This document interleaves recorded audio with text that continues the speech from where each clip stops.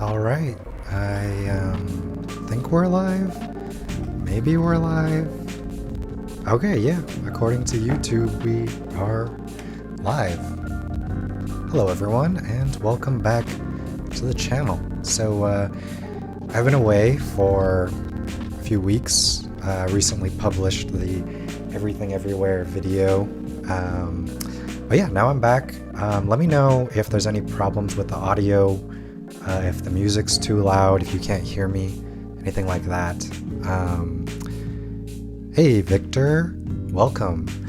Let me know if, anything's wrong, or if it gets too loud, if I get too loud, in general. But welcome to the live stream. This is going to be a real chill stream. Just going to talk about the trip and kind of decompress and do a brain dump of all the stuff that's happened in the past few weeks. It's been a crazy, crazy trip, and everything went like amazingly well, actually. So what I have here queued up is my Instagram stories. I figured I could just kind of like let those play while I talk. I think I'll lower the audio in case it gets loud. And so we left, April 4th local time, and we just got back on the 25th local time. And man, so many things happened. It's like, where do I even begin, you know? I'll try and, I guess, keep everything like chronological, I guess, or try and start from the beginning so that I guess things make sense. You can follow along. But in case, I'll probably deviate and go on lots of different tangents and stuff. But yeah, I mean, the flight. So first thing was the flight, which was super long and crazy, like 12 hours, and it was delayed 4 hours on top of that. But also we flew Delta, which in their regular economy seats are very small. But man, yeah, here like on the Instagram video, we finally arrived in Tokyo, and like taking the train for the first time, that was totally surreal. Just like seeing something on anime and movies and TV and all that stuff for so long, and finally being there and like doing it was just like crazy. It was like this mind-blowing, like I couldn't believe we were finally there and doing all the stuff, and like going to the kombini and getting like 7-Eleven food, and we got all this food. And man, I guess I'll just go on a quick tangent really to talk about the kombini there. So kombini, in case you don't know, is Japanese for convenience store. So the three big ones are 7-Eleven, Lawson, and Family Mart. And they more or less all sell the same kind of stuff. I wonder if I could kind of go forward a little bit and see. Oh yeah, that was a good. But there was a.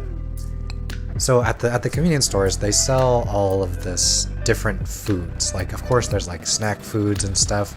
But like, if you're used to the ones in like North America, it's like 1000% totally different. Like, they sell not only snacks, but like tons and tons of drinks, and of course alcohol and cigarettes. But then they sell a bunch of different hot foods, a bunch of different like frozen foods, and also ready to eat bentos, like whether you eat them cold or you can microwave them. They have like different curries and different noodle dishes and rice dishes. And somehow when you do the egg, when they make like oyakodon, which is like a chicken egg dish over rice, or you get like a boiled egg, somehow they keep the egg soft even after you microwave it. I don't know what magic they use, but like basically you can always count on kombini food being good. And I realize that like this video is not syncing up at all with what I'm talking about. Maybe I can find something real quick here. Let's see. I know to you guys it just looks like I'm doing nothing, but behind me there is. Okay, yeah. So here's a decent little thing. Let me make myself smaller here. So this is the thing that's pretty awesome about like these instant noodles are like so much better quality than anything you could hope to get in America, at least as far as I've seen. Like when you do it, it has like a real piece of dehydrated chashu, like meat inside. Yet when you make it and it rehydrates, it tastes like a legit piece of chashu. Like, I don't know, again, like this Japanese magic. And like, unfortunately, you can't take this stuff back to America because like anything meat byproduct related is like banned, like no good. So unfortunately, you can only experience these special instant noodles in Japan. The egg sandwiches are incredible. They are so cheap. I think they're about $1 and they're really smooth and tasty. The milk pudding also oftentimes about $1, and it's always so soft and smooth, and they have different kinds, like sweet kinds, caramelly kinds, just a bunch of different stuff. And you know, this is just one example. Oh yeah, this beef curry. So one thing that's really cool about that, it was on an Instagram video, I don't have it here, but when they do the beef curry or like any kind of rice dishes, they separate out the top, so that, let me see if I can get that back.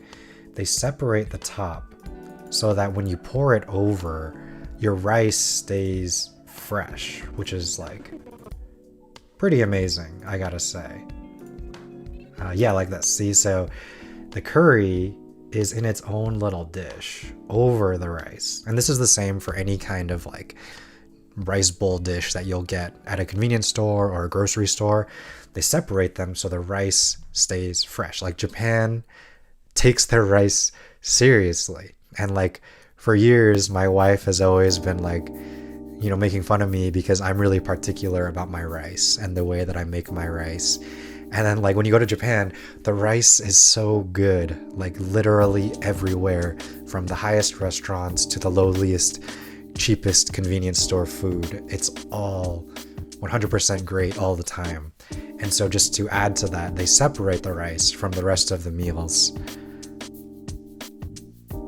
Oh, there's some kind of strange sound in the video. Let me try and stop the... But yeah, hopefully it helps. I'm not sure what to do exactly if it doesn't help. Yeah, so going back to what I was talking about, there is, they just take it really seriously over there, like all of the rice and all the rice dishes and everything. And also, pro tip, the grocery stores are a great place to get cheap and convenient food, as well as the convenience stores. And a lot of the grocery stores have self-checkout, which is really convenient and handy. So this was the first, playing here on the screen on the Instagram reels here. This was the first meal, like real meal we had there, and it was really great. Like we went to this little place that was just local near our hotel, and they had it was like a 24-hour soba udon shop, and you can get like different dishes and all this kind of stuff, like lots of different kinds of noodles and different rice dishes, and everything is really good and very affordable. Like you can see, like most stuff is between like 400 to 600, 700 yen. I mean, there's like this big set for 900 yen, and translating that back to American dollars, that's like between $4 and $6. It's super affordable, and it's just really good too. Like, sure, it doesn't rival, you know, the best soba or udon shops in Japan, but like compared to what you can get here in America, it's better than many things I've spent 2, 3, 4 times the price on.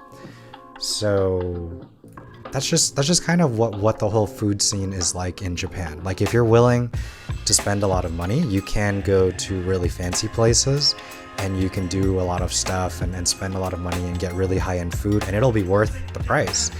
But at the same time, you can just spend very little money and go to these 24-hour shops, convenience stores, grocery stores, or just, you know, little local diners and spend $5 to $10 a person and still get like really, really amazing quality food pretty much anywhere.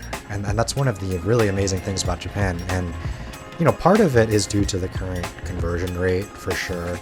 But it's just a big part of the culture, I think, is just having affordable and really high quality food available like all the time. So this was this was when we first went to the Onitsuka Tiger store.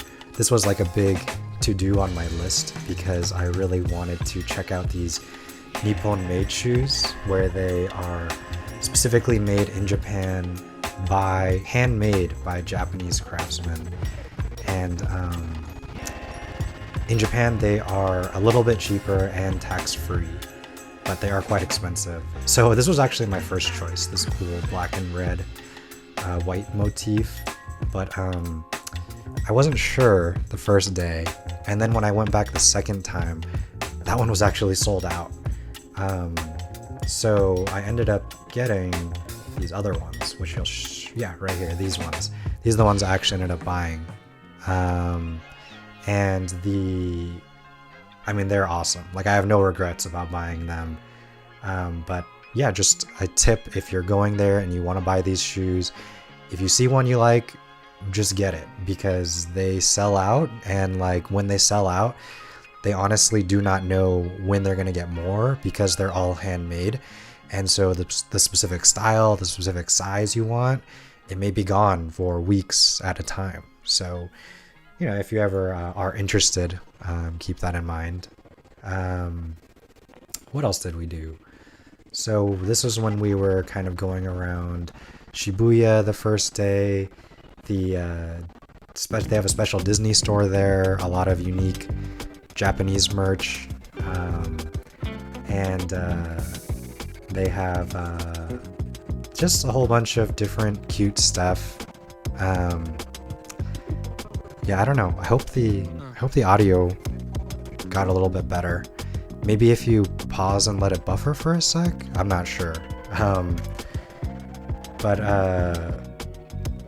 then we went to the store called Muji, where they have like literally everything. Like, Japan has actually quite a few different kinds of stores. I guess you could call them almost like department stores, but they're not department stores, because department stores are like a specific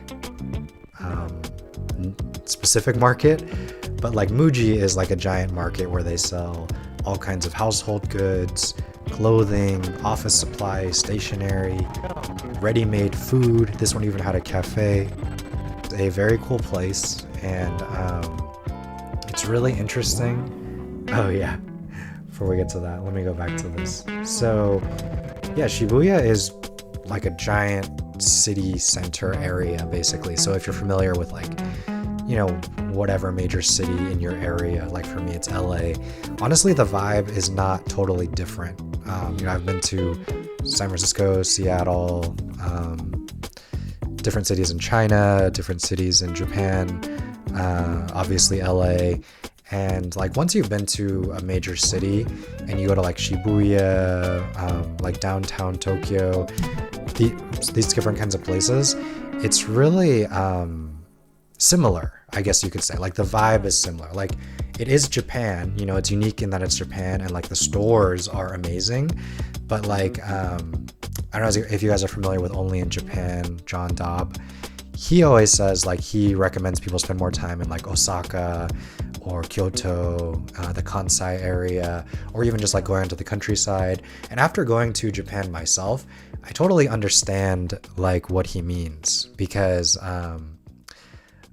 as much as there is to do in the city, and there is like infinite things to do, going out into these older areas or more remote areas, you really get these unique experiences, which are just not available in the city. Speaking of which, why don't we check out some of the ryokan stuff? So, in case you don't know, ryokan is Japanese for like, technically it means like travel palace, but what it more literally translates to is like a pretty high-end sort of luxurious resort to go to relax. And usually they're out more in the countryside. Sometimes there are ones in Tokyo, in the city, or just outside the city, but usually the ones that especially Japanese people vacation to are more out in the country. Like Hakone is a very popular area for ryokans, and the main feature, the main draw of a ryokan is the onsen, which means hot spring bath. Let me actually pull up a map real quick. Here is Tokyo, and where we first stayed was Urayasu, which is down here near Tokyo Disneyland. Oh yeah, here it is, Urayasu. And so when you go, so then we had to travel into the city. Okay. So I will get to the ryokan in a second, but now that the map is open, let me kind of give you a little overview of where we stayed for the first week, and then I'll move into where we went next, which was the ryokan. So we stayed here first, Urayasu, and as you can see, it's pretty close to Tokyo Disney, which was one of the main drawing points for us, because we did go to Tokyo Disney Sea the first week we were there. But the other draw was that for the price, the accommodation that you get, like the room, is much larger than other parts of the city. So that's a quick pro tip right there. If you want a bigger space, definitely check out this area around Disney, around in the Tokyo Bay area. It's a really good place to go. You'll get a lot more bang for your buck, but the caveat sort of being, it's sort of a double-edged sword, because you are farther away from, main Tokyo downtown area, whether it's Shinjuku, Shibuya, whatever, Omotesando, anywhere. But like, it does have a direct line that goes from Urayasu straight through the middle of the city. So even though it's a little farther out, the train ride really isn't too bad to get to, like, say Shinjuku or Shibuya or Tokyo Station. There is a very direct route that takes about, I want to say 20 to 30 minutes by train. So really, it's not too bad. So Urayasu, I would definitely recommend. Also, I can tell you the actual place. It was pretty great, actually. As you can see, very, very affordable. Right here on Google, like $40 a night for a pretty good sized room. The biggest bathroom we had, at least of all the more affordable places we stayed. And they clean your room for you. They have turn down service, which in the US is more of a rarity now after COVID, but they will clean your room every single day as long as you bring the room key down to them, and just leave for like the afternoon and come back. Your room will be totally clean, all the garbage, everything, new towels, whatever.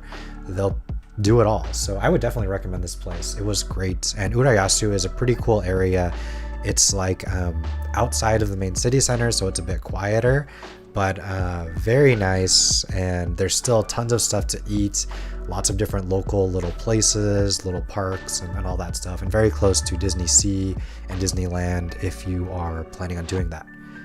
Okay, so with that blurb out of the way, now I can show you. So we stayed here in Urayasu, and as you can see, Tokyo is right here. So Urayasu is a bit outside, and then down here you go down south and west a bit, and you'll hit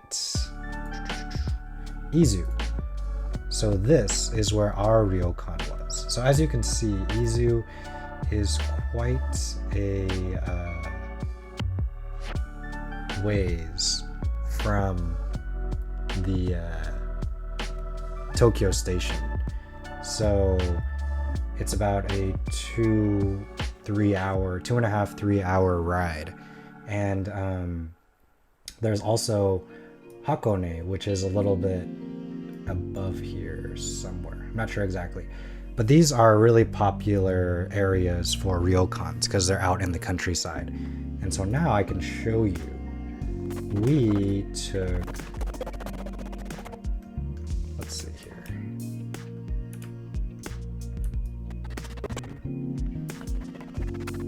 I guess it's the end of part 1 was the journey.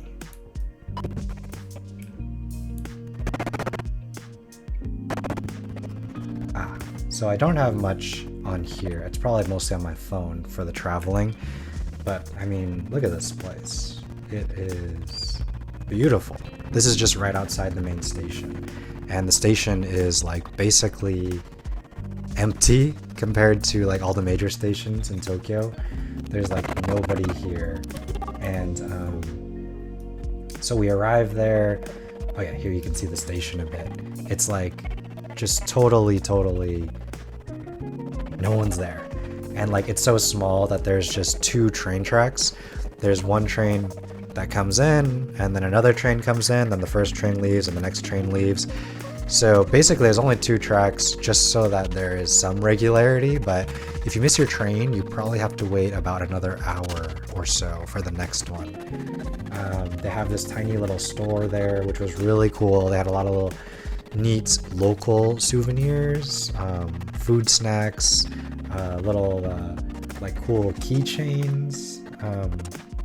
Yeah, these keychains are really cool. They say the different stations along the way. So we got one for Shuzenji, which was the station that we're at. They had these funny like parody shirts, which are really neat. Just lots of really cool merchandise. Lots of Mount Fuji stuff, because we're not that far from Mount Fuji. We got this magnet. We had to buy one of those. Really cool. And then here's just like a little snippet of what it's like there. It's just very low-key, very not busy at all. And then we got some ice cream. We were chilling out, and I had some time to get some b-roll of the trains. I love the look of these old school local trains. They're pretty awesome. They had some interesting gachapon there, some train ones and stuff. And yeah, it was just beautiful there. All the scenery was like amazing, and I can really see why now, you know, you go out to the Japanese countryside. It's like beautiful, peaceful, quiet, just the ultimate sort of relaxation kind of trip. And so, yeah, it was pretty cool. The ryokan that we stayed at, which was called Ochi Airo, they actually had a guy come. This guy came and picked us up in a car and even took our bags for us, you know, let us in. And it was this nice sort of luxury vehicle. And we took a ride over. It was really cool, and the scenery was just beautiful the entire time. Like it was really like out of an anime, you know, like I've never been anywhere like that before, and it was such an amazing experience to go through. Obviously this footage is very raw. I haven't edited any of this stuff. I'm just showing you guys straight off the SD card. And yeah, just so beautiful. It was quite a good trek. It was like a 30 minute drive, something like that. And all these great views of the countryside. And yeah, boom, we arrived. And here it is. So when you come in, we had like a, I'm not sure exactly what you call her, like a hostess or concierge, I don't know, but she spoke English, and like really well. She spoke English, and she was the one I was communicating with over email leading up to it. And I actually got special permission to film the baths, because normally the baths are off limits, obviously being bathrooms. But in the little in-between time of check-in, where everybody's still arriving, and normally their cleaning time, they were able to give me a little window where I could go and film all the baths so I could share them with you guys. I'm going to do a video on this place in its entirety in the future, so look out for that. Yeah, so she was showing me here the way to the different baths. So there are 3 different baths in this place, and the first one here is the private bath. So what you can actually do is when you arrive, they schedule you to view a time, 1 hour for the private bath. And so as long as you come during that hour, the entire bath is yours. Like, nobody else will come as a guarantee. They give you the only key. Well, I'm sure they have another key, but they give you the only publicly available key. So the door locks behind you. You're the only one that can get in or out. And it opens into this beautiful, beautiful garden area. Just amazing, really.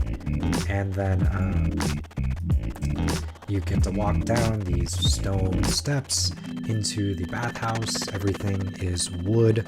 I'm not sure exactly what kind of wood. Cedar or pine, probably something like that. And it's this amazing sort of log cabin feel.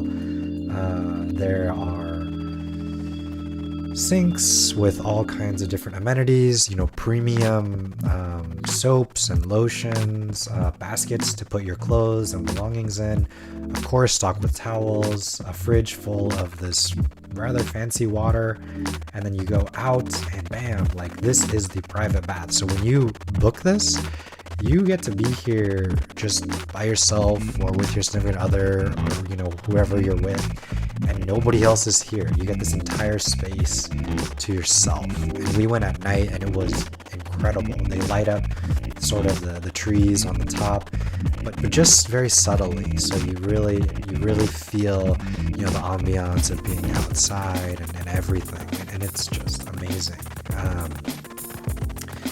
And then let's see, so you head out. Oh yeah, fancy toilets, konnichiwa toilets. They say hello to you when you walk inside.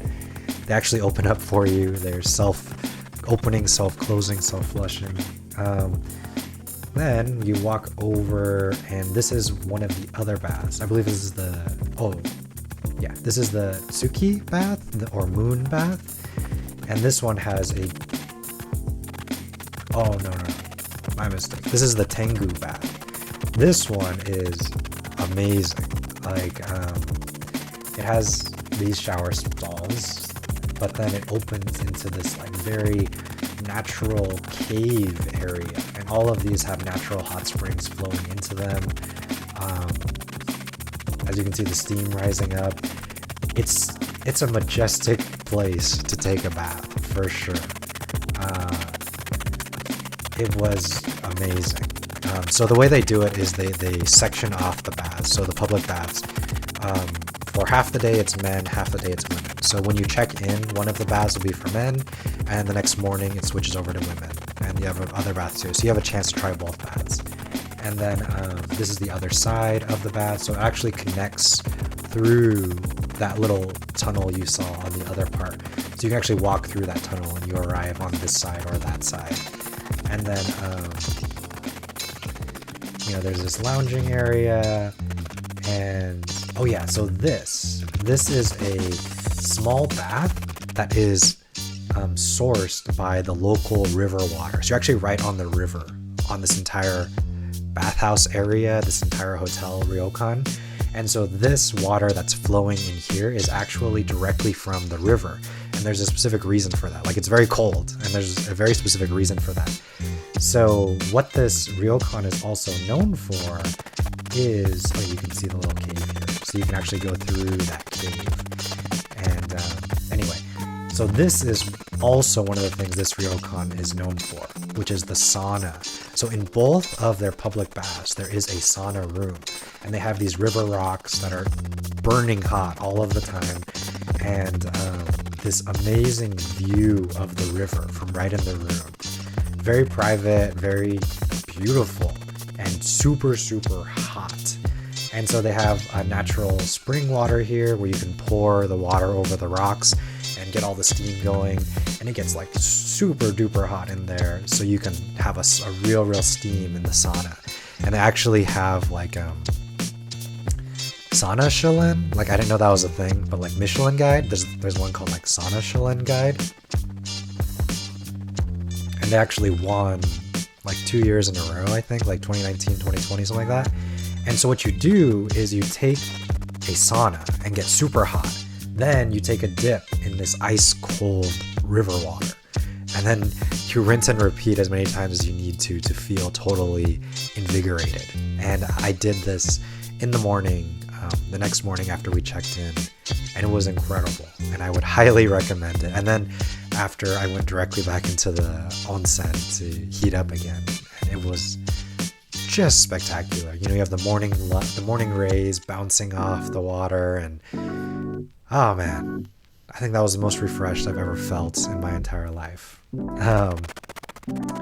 So let's check out the other bath. Oh yeah, this was a really cool thing.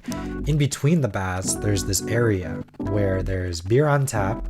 There is water, Pocari Sweat, which is like an energy drink. It's like Gatorade, and then fresh milk and fresh coffee milk. And all of these beverages are free.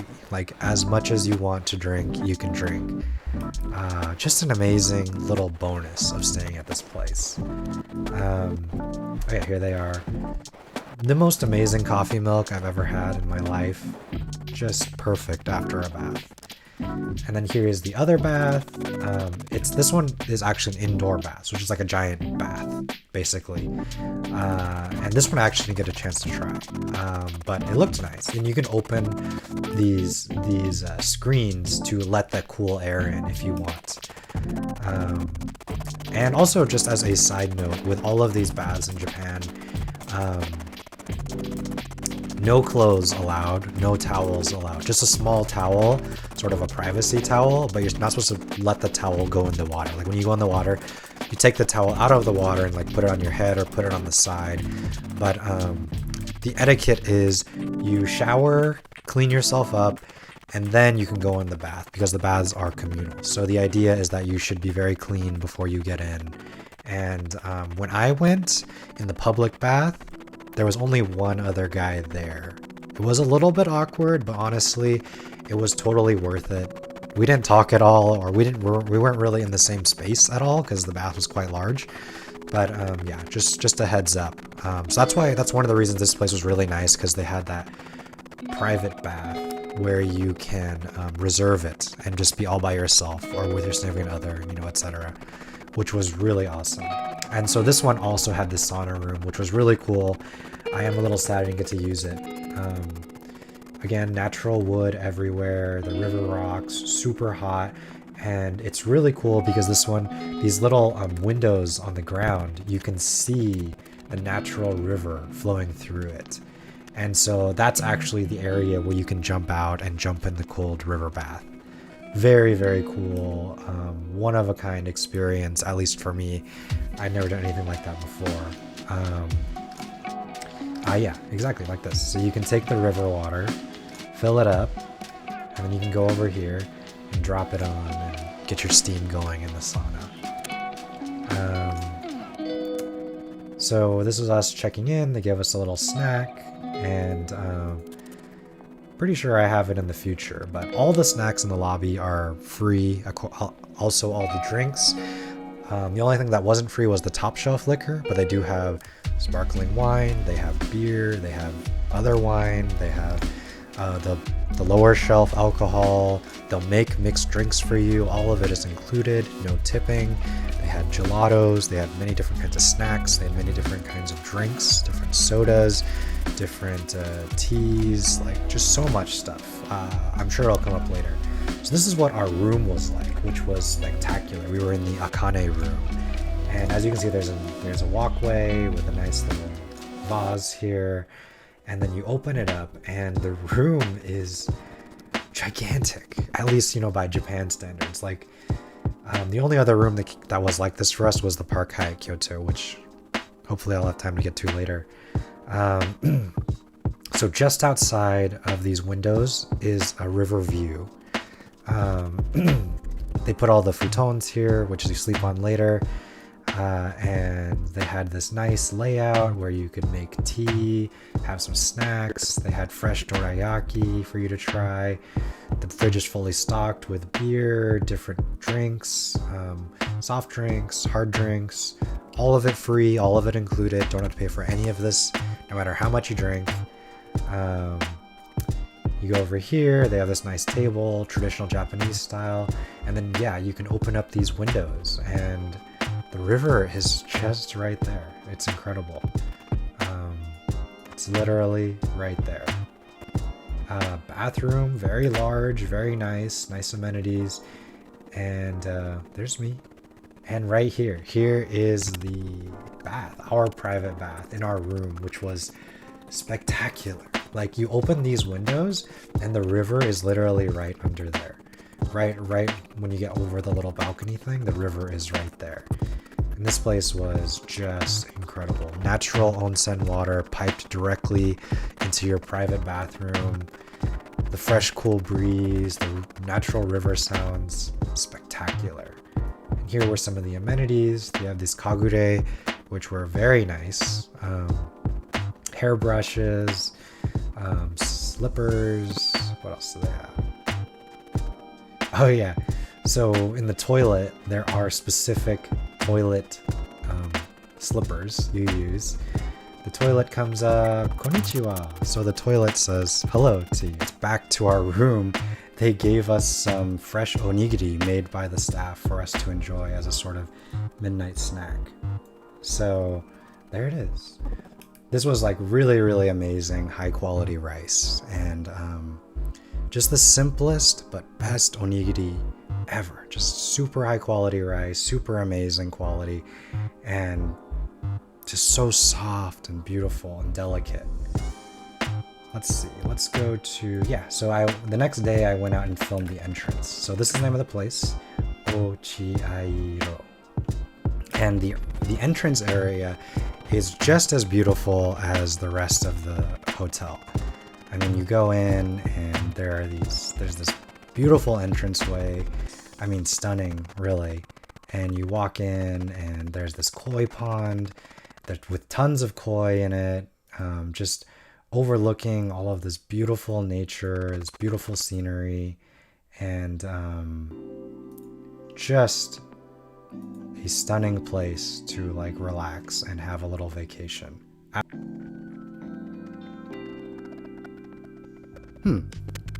Okay. Yeah, weird. But yeah, let's just go back to these Instagram videos because I think I have most of the trip on there. I'll go a little bigger again. Let me close that out. Hey, I got some pictures here too. You did. Okay, but let's go back to Ginza for a bit since we're already there. Yeah, we were able to get this really cool anime style parfait. Like, this was always it's like a dream, you know? It's like you always see this in anime and cartoons and stuff, and you always want to eat. Just like, it just looks so good, and you know, I gotta say, it really was that good. Oh yeah, rush hour. That's a whole thing in itself. So if you go to downtown, any of the downtown Tokyo areas on a weekday, try not to come back anywhere from like 5 p.m., even like 4 p.m. till like maybe 9 p.m. Like the trains, I don't think, I may not even have a video just because it's so crowded, but like the stuff you see like in anime and like TV shows is like not a joke. Like, you are literally packed inside the subway. Like, there's no room at all for you to move, and then the doors open and some people get out, but then even more people get in and like push you and and like, nobody's being rude about it. Like, they're not being forceful or like, making you intentionally feel uncomfortable. They're just all trying to get in. It's just how it works there. So if you can avoid it, just avoid rush hour altogether, because the trains are absolutely insane and it feels like you literally have zero space to do anything. So yeah, one thing to watch out for. Yes. So as I was talking about, Super Nintendo World in Universal is just like so cool. Like all of the details really, really, really make you feel like, oh yeah, whoops, let me go small again. All of the details really make you feel like you're totally in the game, and like people are jumping around hitting the blocks and the kids are hitting the blocks and everything. So every time people hit blocks, it makes the coin sound, and like so you get like the total ambiance of like hearing everything and seeing all the different areas, and it like just really feels like you're in Mario, which is crazy. Like I don't know how they designed it so well, but it really, really, really makes you feel like you're there. And like jumping up and hitting those blocks is like one of the most satisfying things ever. Like seriously ever. Yeah, just look at this place. Here's a little overview of what it looks like. It's spectacular. We didn't get to go on this Yoshi ride, but I guess this Yoshi ride just sort of takes you over this ridge area so you can see the whole park. But there's different rides, and then there's different places to eat, different merch shops, like multiple different merch shops, and all the merch is really good. And I just wanted to buy everything, but there's only so much money you can spend. I mean, you're already on vacation, But yeah, Peach's Castle, also amazing. Yeah, just look at the detail on these blocks. They're made of this kind of like hard rubber, so they feel very, very durable. And I think all the details will really hold up over time, even with people smacking them around and whatever. But you can see, the M is a little bit worn out here. And like you can really like punch these things. Like you can hit them hard and they don't flinch at all. Like they're very, very sturdy, very, very well made, which really makes you feel good because you can, really go for it. Like I love that they included some that are like the right height for adults. So adults can really get that experience of jumping up and hitting a block. Like they're not just all for kids. Here's the cafe from the outside. Oh yeah, they had these different mini games. So this one you had to basically just turn this wheel over and over and over to make the Goomba fall back in the hole, and then you get a like this special key coin so that you can go into Bowser's castle at the end. Right here it is in real-time motion. Again, the details are awesome. I didn't get to play this Piranha Plant game. I'm not sure exactly what you do there. Let's see, what else do we got here? Oh yeah, Harry Potter Land was pretty spectacular. I haven't been to the one in LA, but my wife tells me that this one in Japan was much bigger. Let me see if I can get some good shots of that. Yeah, here's Hogwarts. It's raining on the water. Pretty awesome shot, I gotta say. I think I got a good one somewhere. Yeah, right here. You see the ripples from the rain reflecting off Black Pond. And it just looked really, really awesome in this kind of weather. Looked like it was made for this kind of weather, really. And the whole place lights up at night, really, really adding to the ambiance. Just really cool stuff. The whole town was amazing. Again, all the details just really, really, really make the thing work.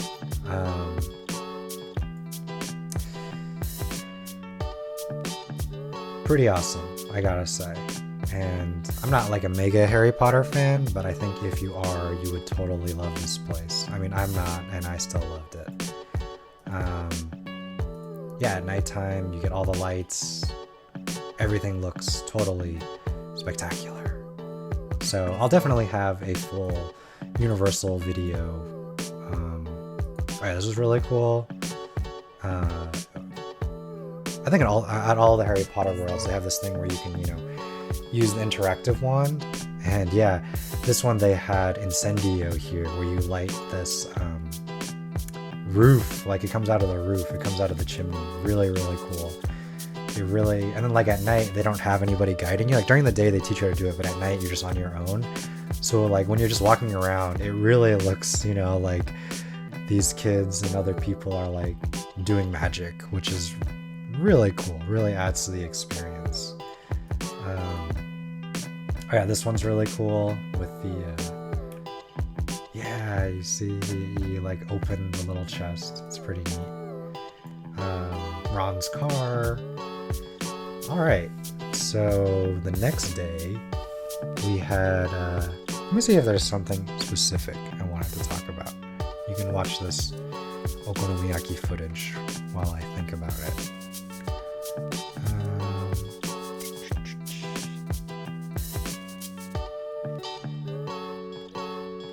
Yeah. I guess one thing I wanted to talk about in general was just like the speaking Japanese. So I've mentioned it like many times before, but for the past few years, I was learning how to speak and read and write Japanese. And, for the longest time, I never really got to use it that much outside of like watching anime or like reading manga. But like upon getting there, like it was so incredibly useful. I mean, like, of course it is, but like I really didn't realize the scope of just how useful it would be. Like, especially for me, because, right, like I'm half Japanese, half Chinese. And when I wear a mask, it's like everybody assumes that I'm like a Japanese person, like living in Japan. And so they just automatically speak to me in Japanese. And I can't imagine how difficult or cumbersome it would have been if every single time someone talked to me, I had to be like, oh, I don't know what you're saying, So it was really nice to be able to know enough Japanese that I could speak to them in a somewhat colloquial way. Like, I didn't know everything that everybody was saying all of the time. And there were definitely times where I had to be like, oh, I don't know what you said. But like a lot of the time I knew what they were saying, and I was able to like do things and get things that I think just ordinarily is not available for like foreigners. Like I have this one instance, I don't know where it is in the footage, but I have this one instance where, let's see if I can get this back.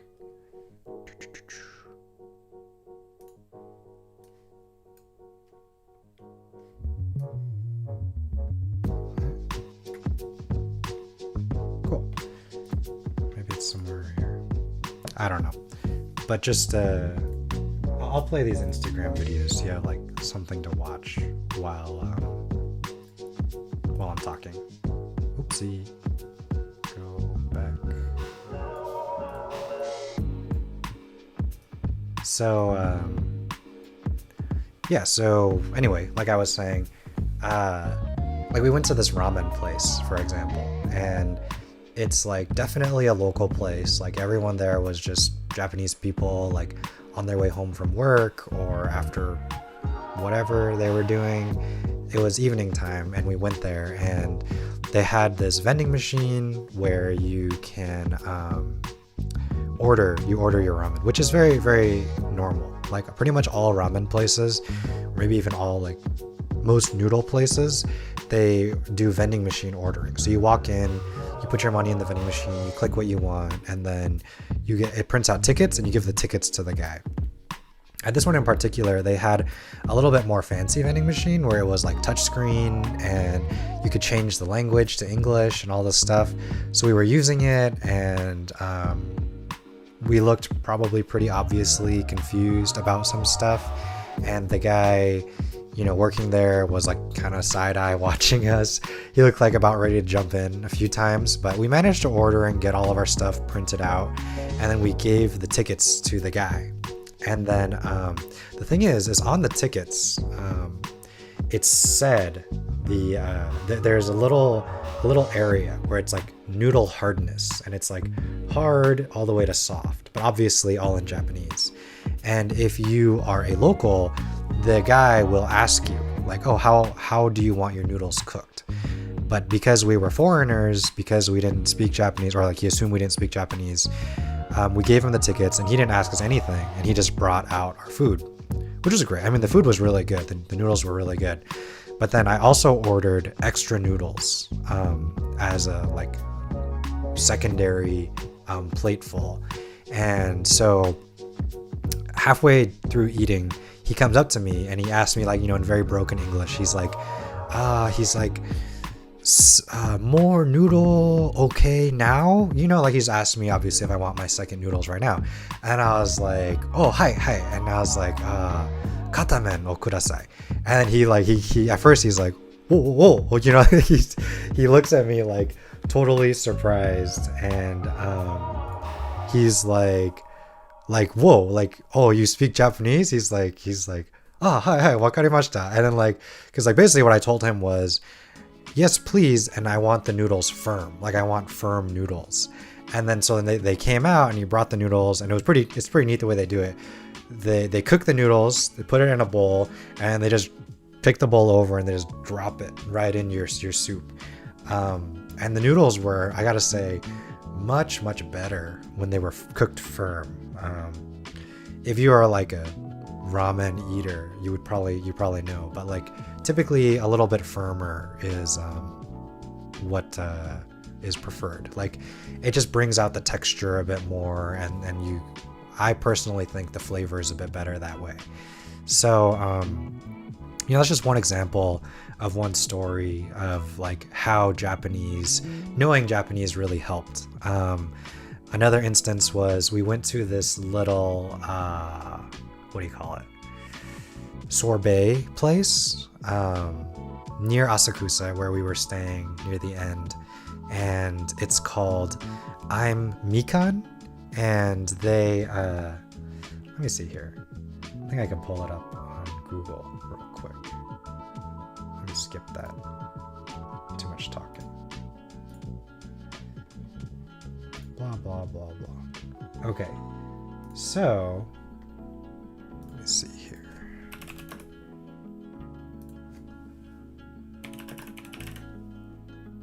Here it is. Yeah. So here's the place. Let me make myself small again. It's called I'm Mikan, and it's this tiny little like hole in the wall place. They do all these like, it's not so much like locally made in Tokyo, because it's actually from a different prefecture. I forgot exactly the prefecture, but it's a prefecture that's known for oranges and like citrus. And so it's owned and operated by this sweet like lady, middle-aged woman. Oh yeah, here it is. And they have like these diagrams and pictures, and this is what their spread looks like. And so we go in there, and we weren't sure what to get. We just happened to find it on Google. We just wanted a sweet, cooling dessert because it was rather warm that day. And I go up to her and I was like, oh, osusume wa nan desu ka? Which is like, what would you recommend? And she tells us their regular Mikan sorbet, which is basically just like Japanese orange, and also this other one, which was a yuzu one. And we were talking to her, and I told her that like we were from LA, and it was our first trip to Japan, and I really liked the vibe of her little shop. Like it's this really cute little sorbet kind of cafe kind of thing. I guess people also don't take pictures of the inside because it's so small and you feel a little awkward. But she was like the nicest woman, and there was like this old bachan there eating sorbet too, and then like I was telling her that like, you know, this is our first trip to Japan, and like I've been learning Japanese on my own, and like I've had many conversations like this with other locals at this point, and the conversations usually always go the same way. It's like, oh yeah, we're from LA, like I've been learning Japanese, I'm learning it on my own. But like the thing is, like every time that I talk to new people, it's like my vocabulary levels up a little bit at a time, and like I remember better what I want to say, and I can better articulate what I want to say. And so at this point I was having like a full conversation with these two ladies, and like the owner was saying like, oh yeah, but like Japanese is so hard, isn't it? And I was like, yeah, especially the grammar. And then like the bachans, you know, she's listening and she like busts out laughing, and she's like, oh yeah, she's like, grammar is really hard for me too. And then we got our sorbet and we like ate it outside, and then when we were done I went back inside to throw away the trash, and then like she came out and like talked to us, and actually she spoke to us in English, and it was a pretty touristy kind of area. We weren't on like sort of the main touristy street, but sort of just off of it, and so her English was like amazing. Like, yeah, like, you know, obviously she didn't sound like a native speaker, but she could talk, you know, as well as just about anybody I know who, you know, is like learns English as a second language, you know, later on in their life. And so she, you know, was telling us a little bit about her life and her shop, and like it was just really cool to have like that experience of just like talking really to like a local, and just like seeing, you know, what it's like to like live there and to be able to converse with them on a sort of equal level. And she gave us like a little mikan orange that like is from the prefecture that she uses to make all of her sorbets and stuff. And it was just like such a nice and sweet like encounter with this wonderful woman. And really for me, those are the most like memorable parts of the entire trip, like talking to the locals, talking to the shop owners, talking to the chefs, or like the workers at the restaurants, or, you know, the cafes, things like that. Like oh yeah, I can show you some stuff, some pretty cool stuff that I have not posted on the Instagram yet. So let's go to Karuizawa. Here we are. So we took as a day trip. So we had the JR pass, which as a quick brief overview for those who don't know, JR pass is a special pass you can buy that essentially grants you unlimited access to any train owned and operated by the JR Rail Company, which includes the bullet trains, the Shinkansen. And so we used that on our last week to go to two different local country spots.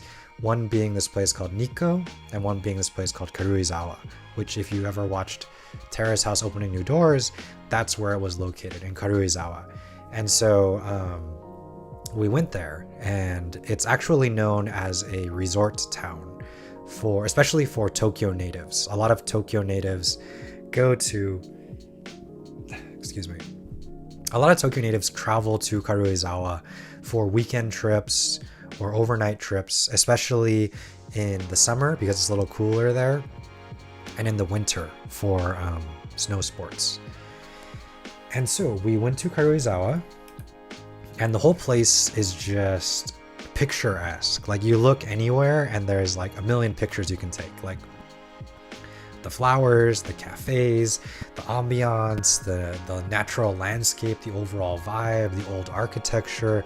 The whole place is beautiful. Like, you look in any direction and there's something to take a picture of, to take a video of, to just hang out, you know, to just relax. And so we walked down the road to this place, very rural feeling place. Like, we really had to walk down a foresty road to get there. And you see all these places that are like renovated old architecture that are turned into new cafes. You got people biking along the streets. Beautiful area. And here it is. Here it is. Kumobate, I think is what it's called. And it's this really, really neat little cafe slash restaurant nestled right on the side of a lake, a local lake. And so you go there, and I don't know if it was Kumo or Kumo. Oh. Anyway, you go there, and it's this nice, cute little cafe. They give you this, you know, your customary water and, you know, wet towel, and bam, like right outside the window, right outside where we're seated, you have this beautiful, beautiful scenery. We have a little pond, you have the trees. It's just so stunning. And they give you this nice plating, nice table, nice silverware. The architecture of the place is really cool. And then I ordered this like set lunch. Started with these appetizers where everything is locally sourced, organic ingredients. So they had this one which is like a chicken sausage. I think these were like mustard greens and bamboo shoots with like a sort of homemade ricotta cheese. And everything tasted amazing, super fresh, super, super tasty. I really liked the salad. I'm not even sure what was in the salad. And then my main was, oh yeah, another view of outside. Gorgeous. Totally beautiful place. Japanese maples overlooking the pond and the river. Beautiful. And then came with soup also.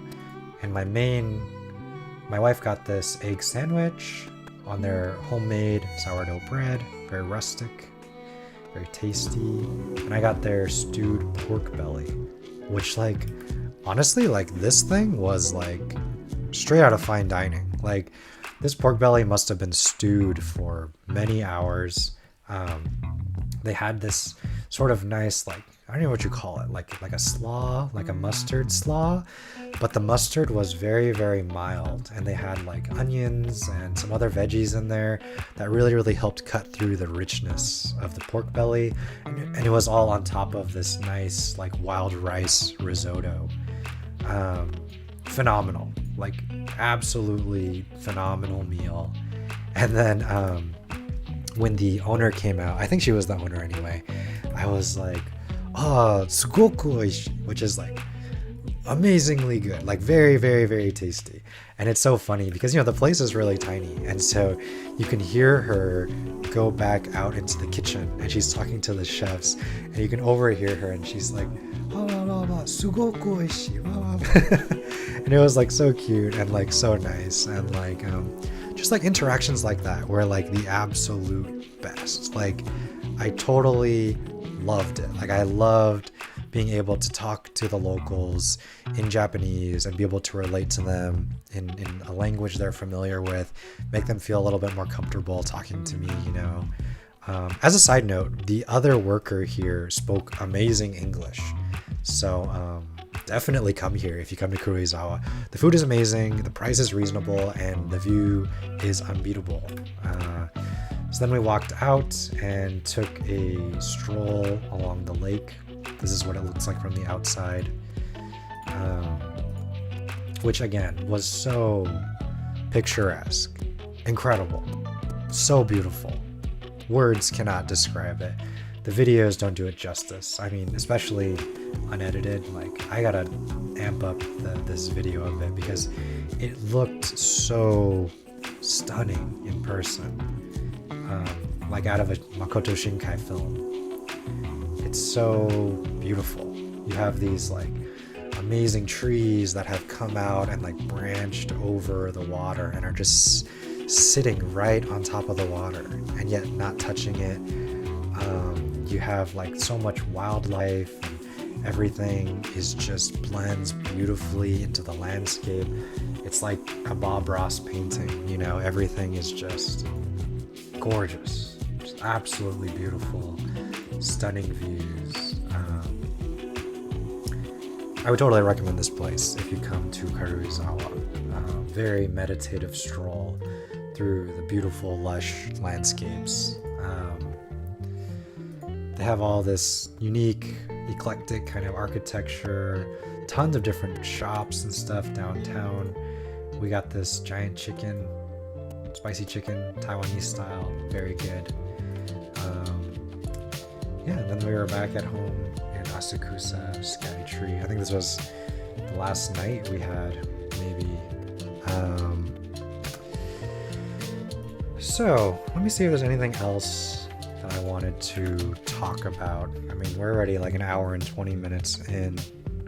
Probably won't make this too much longer, maybe another 10-15 minutes or so. Is there anything specific I wanted to talk about?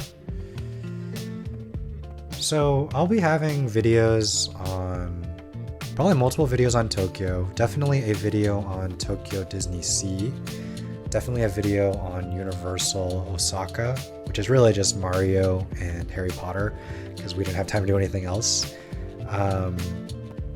Definitely a video on Kuroizawa, definitely a video on Nikko, probably a video on Osaka in general, a video on Kyoto in general, though we were only in Kyoto for a little over a day. Unfortunately, the schedule just sort of worked out that way. And a video, probably more videos about Tokyo, videos about traveling in Japan in general. Yeah, one thing I guess I could show, I guess maybe the last thing I'll show is Kyoto. Let's go to Kyoto. So that would be part 2, I believe. Osaka. Beginning of part 3. So, here we go. Leaving Osaka. Here we go. So, when we went to Kyoto, we arrived. So, we actually stayed at the Park Hyatt Kyoto. Let's see if I can pull that up here. Park Hyatt Kyoto. So, this is where we stayed. And yes, I mean, those prices are absolutely absurd. So, the way we did it was I used my points, my credit card points, and we were able to get a free room through my points at the Park Hyatt. So here's what it looks like. And the thing was they emailed me, and they, like a couple months after I booked it, because I booked it really early, and they said, oh, unfortunately we have overbooked that room for that night. And so instead they offered me an upgrade for just the price of the fees. And so what I ended up doing was I accepted the upgrade, and I took their garden suite, I think it's called, and that room retails for about $2,600 for one night. And we ended up staying there because of the points and because of the small fee for around $60. So it was like 99% off, basically. I'll show you some stuff coming up. But that's where we stayed. This is the entrance to it. This is an example of one of the rooms. This is the outside of one of their restaurants called the Kyoto Bistro, which is where we ate lunch at the first day and breakfast the next day. Let's see if I can... They don't have a lot of pictures of the entryway, but I think I have some. So we ate at the Kyoto Bistro. Very nice place. This is how it looks. Sorry if the video's rough. Again, this is all unedited stuff. But yeah, very nice little place. And here the food is actually a reasonable price, like anywhere from like $15 to $40 per plate. Just depends what you order. Right outside you get this view of the main sort of like Kyoto street that people talk about. The name escapes me, but it's where everybody goes in their kimonos. All the shops have the original, or at least restored, traditional architecture. Really cool place. It's right outside the window. We got their homemade yuzu soda and matcha soda, which was very good. If you like matcha, I recommend that. My wife got the fish and chips, which was rather fancy. And we also got truffle fries, which I loved because it actually had real truffle flavor, but it was a bit too strong for my wife. And then I got the Wagyu beef curry, which was great. Super rich, super tasty. I would definitely recommend that. And then we were able to, oh yeah, before we checked in, so this is the sort of like foyer, lobby, entranceway, totally beautiful. Here's the outside. Here's their little courtyard and to the entrance of the place. Again, very beautiful, immaculately manicured. And so before we could check in, we actually got there a little bit early. And so they held our bags for us while we went and explored the streets of it. So we went for a walk and checked out the local stuff. There's a Ghibli store, like right next to the place. And here, yeah. Let's see if I can get like a street. Yeah, here you can see what I mean by all the traditional architecture. Like people rent kimonos like this. It's actually very affordable. Like a lot of places were advertising like $30 to $40, like US dollars, for an entire day rental.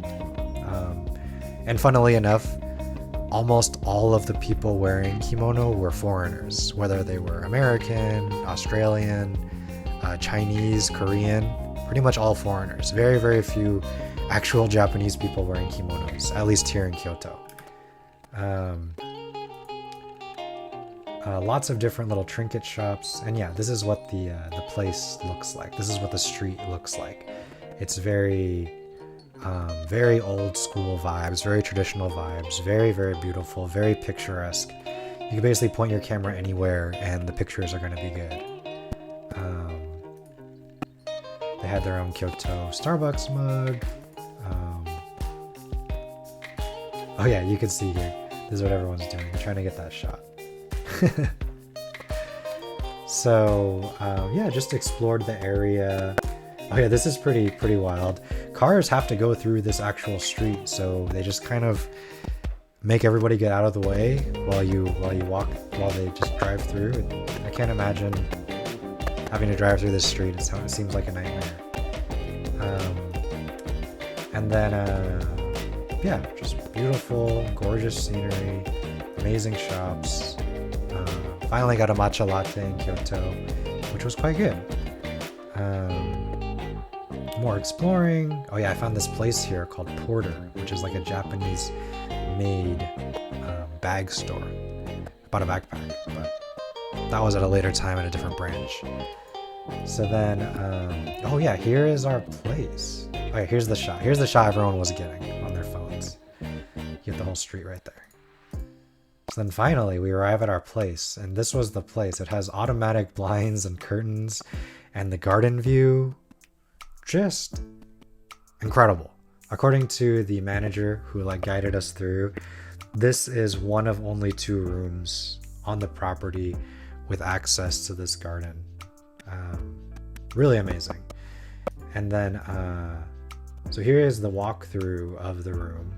Big entranceway, tons of storage. If you stay for a long time, you have plenty of closet space. Here's the bar. Unfortunately, unlike the ryokan, none of this stuff was free except for the water. The bottled water was free. Here you walk over, here's the garden area. Beautiful. They left a little welcome note for me and free strawberries. Here's what the room looked like. Fancy soaps. And konnichiwa toilet. And the bathroom was really something else. Rain shower, overhead rain shower, another handheld shower, and a gigantic bathtub. Like, so huge. Seriously. And then giant TV and some more details in the garden. And you can actually walk out into the garden. This little area right here is available. There is a little sliding door and you can walk out into the garden right there. Really, really great place. Thanks for staying with us. Strawberries. Okay, hold on real quick.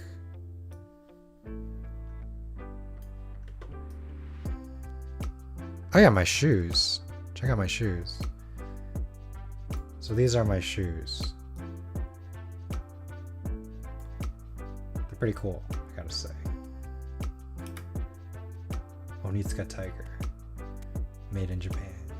But yeah, the reason I filmed this was because they have a free shoe shining service.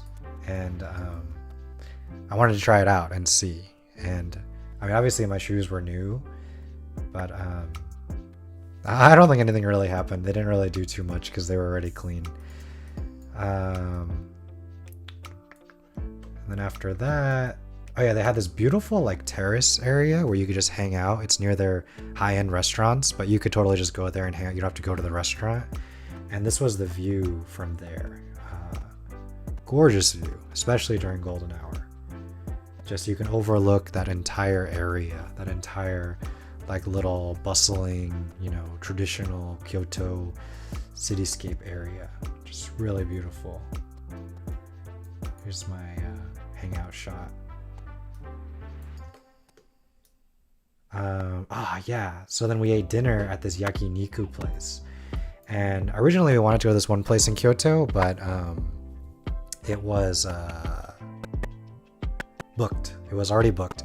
So they recommended a couple other places and we decided on this one. And I mean, man, the marbling on that meat was amazing. An interesting thing about Japan is they give you a piece of beef fat to like oil up your grill instead of using just like canola oil or something. So they really stick with the theme of beef, you know? And man, it was so incredibly good. Everything was amazing. I forget what this place is called, but I'm sure I'll put it in the video. Oh, thank you. Yeah, I got a new lens before the trip and I think it really paid off. So yeah, we had this. Oh yeah, here's the moment. Oh man, so good. But yeah, this was amazing. Japanese beef, every bit as good as everybody says it is, especially the Matsuzaka beef, which was like the highest quality one we got. It was amazing. Flawless. Oh yeah, and this is the first time I tried beef tartare. I figured, what better place than with Wagyu? And I gotta say, it was pretty good. It didn't have any weird like rawness to the taste at all. I really enjoyed it. Especially good on like hot rice. Oh yeah, this was it, I think. This was the Matsuzaka beef. Look at that, super marbled. You can still remember the taste. Incredible. But yeah, Kyoto at night. I got some night shots of Kyoto, which was pretty cool. Really transforms the place when like no one's there. It's very interesting. And we got a cake. They gave us a cake for our anniversary. Very nice of the Park Hyatt. And then yeah, in the morning I went out and took some shots early in the morning, which was interesting because I guess that's when all of the people getting married take their wedding shots because it's less busy. So I saw like quite a few people like this, quite a few people all dressed up taking their wedding photos. It was an interesting sight to see for sure. And the whole place is just has a totally different vibe when it's empty, when no one's there. Really serene and like quiet. Really nice place. There was this girl trying to take Instagram videos or something. She was like in a bunch of my shots. Yeah, and then I went up to the temple Kiyomizu-dera. Tried to get some shots before it got too busy. And this temple is stunning. Just totally beautiful. Absolutely amazing.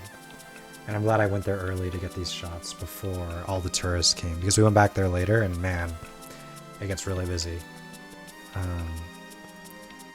Yeah, this place was just jaw-droppingly beautiful. Speaking of which, the temples in Japan in general are amazing. Like so much detail, so beautiful. Yeah, this wisteria shot, wow. Incredible. immaculately preserved and also very well maintained, like always clean, always taken care of. I guess that's like, you know, where the money goes to when you buy all the little like good luck fortunes and souvenirs and things like that. What a shot. This is a great shot. Wow.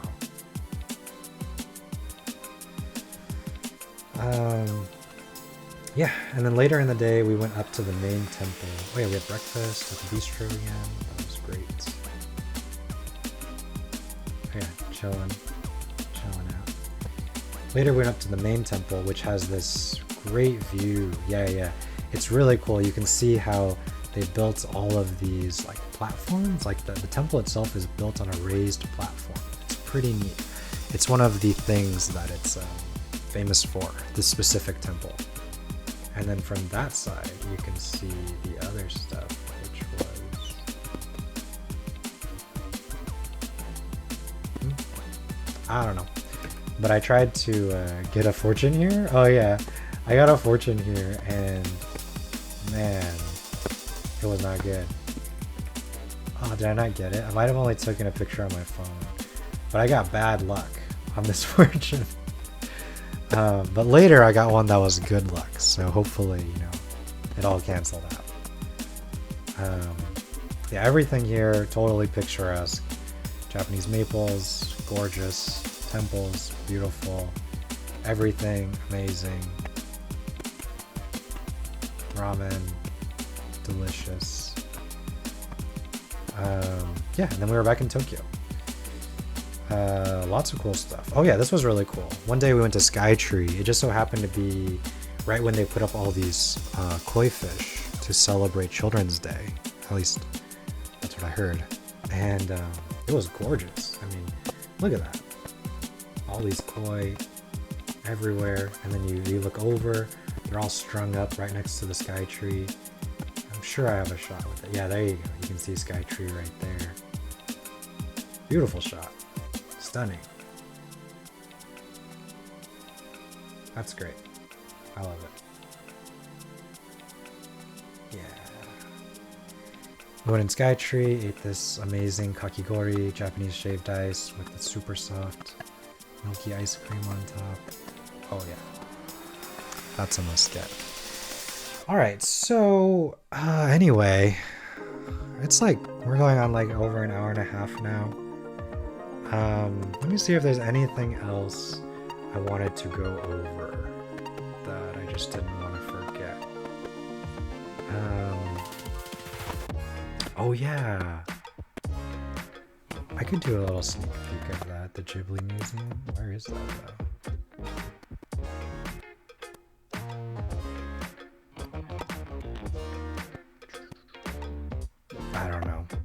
I don't know where it is, but we went to the Ghibli Museum, and although you can't take video of inside the museum, they have these cool little books you can buy. It's really cheap, like less than $10, and they have pictures of everything. So I'm gonna do a video on the Ghibli Museum and show you guys what's inside and everything like that because of that cool book.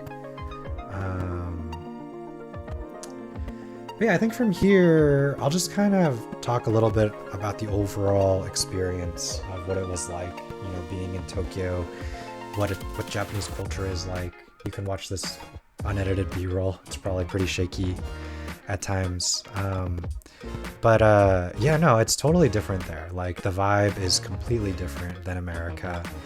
I was born and raised in Southern California, so that's basically all I know. But like, everything in Japan starts with the culture. It starts and ends with the culture. So like, everybody just, there are like sort of like unwritten rules that everybody understands, which is what makes the entire country work. Like, it doesn't work if the people don't follow the rules.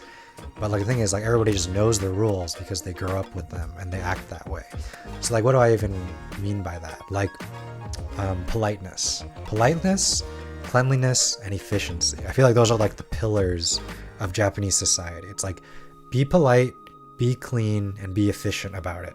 So like, everything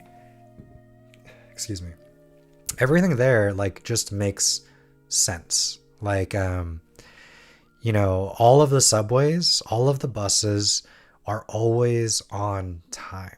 Well, sometimes the buses are late, but the subways for sure. The trains are like always on time. If it's gonna be late, there are like warnings everywhere that say like, "Oh, this train is delayed," and even Google Maps has like up to date, up to the minute like updates about when trains are delayed. So like if you are trying to catch a train at 6:35 in the morning, it will be there and leave at 6:35. So you better be there on time.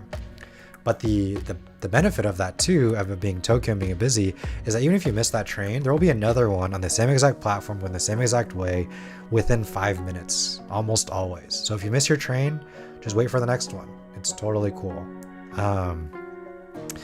Their bath setup is ideal.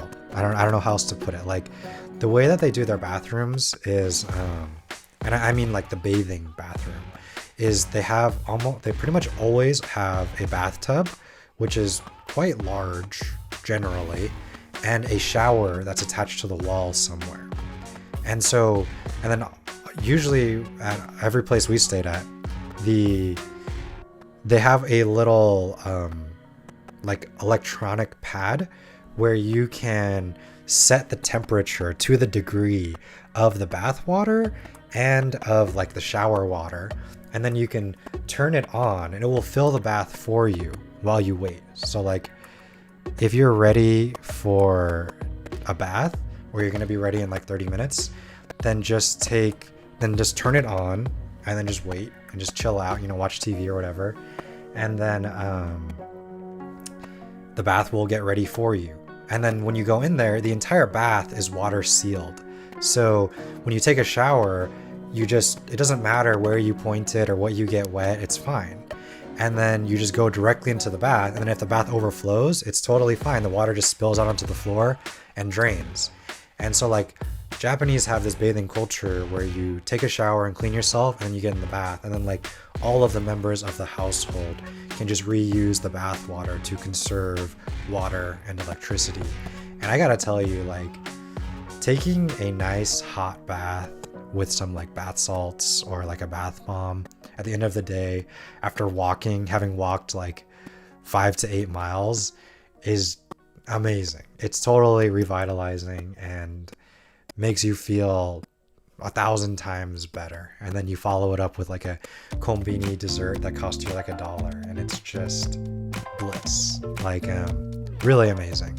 And then like the toilets in the houses, when you flush them, there's a sink on top of the toilet, so the fresh water from the tap comes out of the sink and you can wash your hands, and that's what fills the bowl of the toilet. Pretty cool. One thing on the bad side of this whole bathroom culture is like Japanese people don't really wash their hands after using the bathroom. As an American, I found that kind of off-putting. The silver lining is that post-COVID, pretty much every shop or store or restaurant has hand sanitizer at the entrance where you can clean your hands, and pretty much every Japanese person uses them all the time. But like it's kind of shocking to see, you know, such clean people. Like you go to the bathroom and then like when they're walking out, they'll just go to the sink and they'll like turn on the faucet and just kind of sprinkle their fingers with water and just go like that and just like walk out. It's a bit jarring, I gotta say. I guess hand washing culture never really took off in Japan. But you know, aside from that, they really got the bathroom stuff figured out. Like every toilet is high tech, has like a bidet, very clean, and you know, it just sort of spreads to the entire culture, the entire population. Like there aren't really a lot of signs that say it, but no eating, no drinking on the trains or the buses. It's just like an understood rule. And you probably know that if you know anything about Japan, but it's worth mentioning in case you don't. So don't bring any, I mean, you can bring food on or drinks, but don't actively consume it while you're on the train. It helps keep everything clean, and nobody likes to see you shoving food in your face. And like in general, like everybody always tidies up after themselves. Like most restaurants that are like self-service or are like little diner type things, they will have a specific towel that's like soaked in like alcohol or sanitizer solution, where you can clean your space after you're done for the next person that comes. And like that's just representative of everything in Japan. It's like you, the individual, are underneath the greater whole. And it's like for better and worse. But like what that means is that everything is clean, everything is maintained. Everybody treats everything and everybody with a level of respect that like me as an American am not used to. Like there is no trash anywhere. There's never debris or waste paper or cans or bottles anywhere. Everything is very clean, very nice all the time. In the countryside, in the city, in, you know, the seediest looking areas, it's clean. It's just how it is. Anything else specific? Konbini convenience stores are amazing. I talked about that in the beginning. Super affordable, super convenient. You can get anything from drinks to alcohol to cheap meals to warm hearty meals, ready-made, hot, fresh, fried foods. Amazing thing, amazing places. And like the thing about Japan in general is like they have experiences for every budget, I would say. Like if you are on a very limited budget, go to parks, you know, eat at diners, eat at konbini, eat at like grocery stores, take stuff away from department stores. Like there are so many affordable yet extremely good food options. You can hang out in parks. You can go window shopping. You can, you know, taking the train across the city is like 300 to 400 yen, like $2 to $3. Like it costs almost nothing to ride the subway.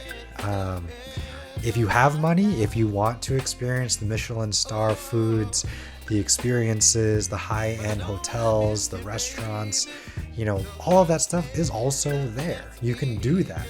So it's like, it's just a matter of how you want to spend your time, how you want to budget your money, and what you want to do. Like for us, we decided to go to sort of the more affordable, longer term stays. And then we stayed at the Ryokan and we stayed at the Park Hyatt as our sort of like splurges. Well, the Park Hyatt, you know, was with points, but still, like, that's something I would totally recommend. You sort of get like a mixture of both worlds. You get a taste of that local life, and you get a taste of like sort of the finer things. I guess the main thing I would say about a trip to Japan is like research.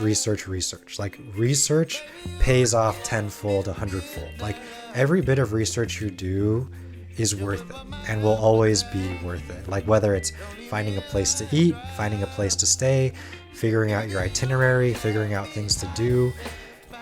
Everything is documented. There are YouTube videos about just about everything.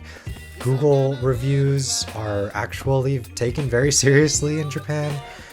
There's this site called Tabelog, Tabelog, where like it's sort of like Yelp, but the Japanese version, and they take that extremely seriously. Like the highest rated foods are like 3.8 stars. Like to get a 5-star review, you need to be extremely good at what you do. So do your research. Like it's worth it. It's always worth it, and it will always pay off. Like everything. Here's my backpack. Everything that you do, everything that you research, it works. It works just as you expect it would. Like if you plan your trip down to the minute, right? Like we're gonna leave Tokyo at 7:45, take the train at this station at 7:50. It'll arrive at this station by 8:15. We'll take the Shinkansen at 8:30. We'll arrive at our next place at like 9:15. It just works that way. Almost never is anything late. And if you want to go somewhere and it's busy, you can know ahead of time generally how busy it will be, so you can plan ahead of time. Like as much work as it can be to do your research for a trip, in Japan it's worth it, and it pays off in spades. Alright, this is so beautiful. Karuizawa. I think these are like rice paddies, just the way that the sky reflects off the fields. Incredible. So yeah, if you do go to Japan, if you're planning a trip to Japan, my biggest advice is do your research and try and do varied things. Don't just stay in Tokyo. If you can afford it, go out to the countryside. If you can afford it, get a JR pass, take the Shinkansen, go to Kyoto, go to Osaka, go to Karuizawa, Nikko, Hakone, Izu, like go to a ryokan. They have cheaper options available, some that are as low as like $200 a night. Honestly, I think it's worth it. The ryokan we stayed at was pricier, but was the hands down for me best experience of the entire trip. I would highly recommend it. There's so many things I could talk about, but we're just about, on 2 hours here, and I don't know, there are like infinitely many more things I have on this list that I could have talked about. So I think, I'll wrap it up here. Thank you guys for tuning in. It was a lot of fun to go over things again. Sorry for the technical difficulties earlier on. Hopefully, if you're watching this on replay, the audio kind of smooths itself out. But yeah, so many things, so much stuff I didn't even get to. So hopefully you guys enjoyed this. There will be a lot of videos coming up on Japan. I don't even know how many, probably at least a dozen or so. I just took so much footage, and like it's so personally interesting to me. I'll probably try and do a video essay here and there in between. Maybe I'll even do a video essay specifically about Japan. I'm not sure exactly what. If you want to see what I've been up to, and you don't follow me on Instagram, check out my Instagram at Timtographer, like photographer, but Tim in the beginning. You can go on my profile. Here, I can show you. You can go on my profile and right up here. Can you see that? Yeah, right up here. All these little stories. So I can click on. Yeah, all of these little stories have literally everything I've done. I'm still catching up on that, so I'll probably still keep posting for the next like couple weeks. But yeah, if you want to see everything, check that out. The footage is great, and I have a few reels too. There's like so much stuff. But yeah, hopefully you guys enjoyed the live. I look forward to the new videos coming up. There's so much good footage, so much cool stuff we did, so many cool experiences. I still can't believe that we're back and we did it, and like everything went as well as it did. Incredible trip. It was like a dream. Can't wait to go back though. Like I'm already basically planning what I'm going to do next time. Depending on how things work out. Hopefully next year. So yeah, I think that's all, and I will catch you guys in the next video. I don't know if I'll do another live stream. If I do, I'll hopefully give some more advance notice next time. But yeah, catch you guys later. Thanks for joining. I'll see you guys.